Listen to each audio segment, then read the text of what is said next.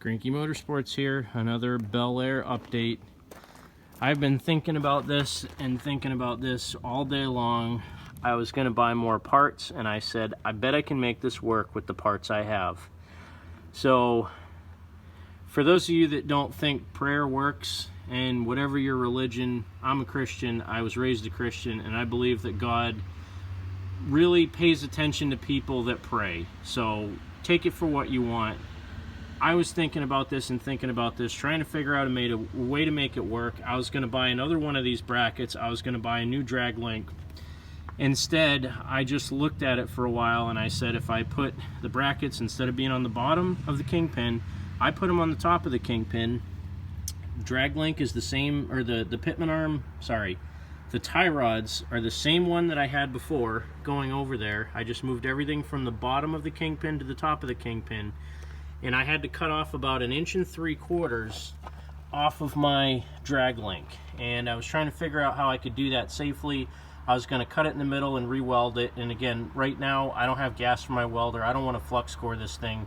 So I said, well, maybe the hardware store up the street from me has a 5/8 inch fine thread tap. And sure enough, they did. It was 13 bucks for the tap. If I was going to buy a new one of these, it would have been, $60 for me to buy a new drag link, and it would have been another 40 bucks for me to buy another set of these brackets. So that would have been, again, another, 80 bucks, 90 bucks, whatever. 90 bucks, yeah, can't do math today. So instead I went to the hardware store. I spent $75 on the hardware to make this work because I wanted all grade 8 stuff. These are fine thread bolts on the top, which tend to work a little bit better when you have a lot of torque on them.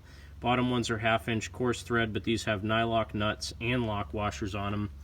5/8 bolts, grade 8, for everything that has a tie rod end on it.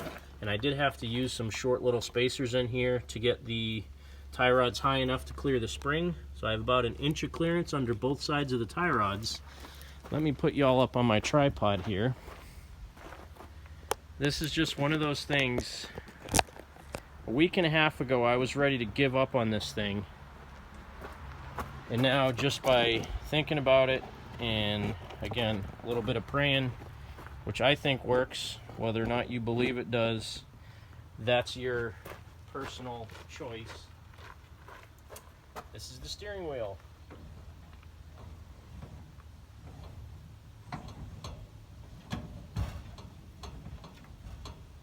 Now, of course, not everything's tight.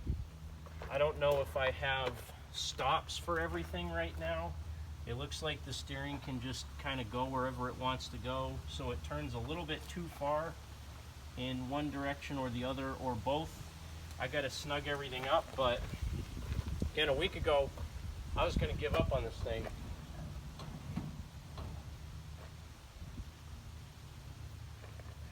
I actually had put a post up on Facebook, and I have to do a little bit here because the steering box isn't really tight, so it's moving a little bit, and my steering shaft just pulled out a little bit, so my steering wheel's binding up. Not done, but that is a massive milestone for me. Like I said, a week ago, I had no idea if I was going to be able to make anything on this work.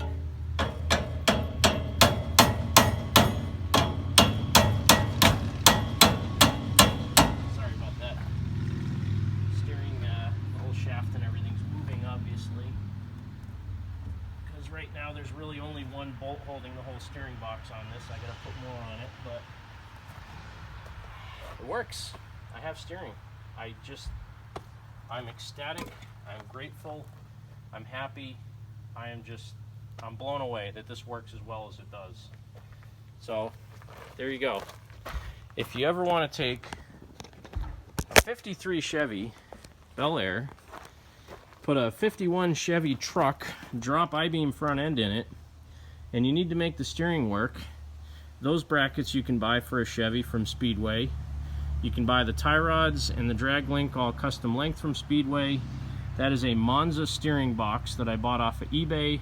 2 universal joints, some D-shaft, the original steering column in the car, but I welded actually a piece from a snowblower, a 3/4 inch sealed bearing mount in the bottom of that thing. So I have a sealed bearing in the bottom of the steering shaft on the top it has the original ball bearings in it, so I need to put a lock collar on there so the shaft won't slip down, causing what just happened to happen where everything was binding.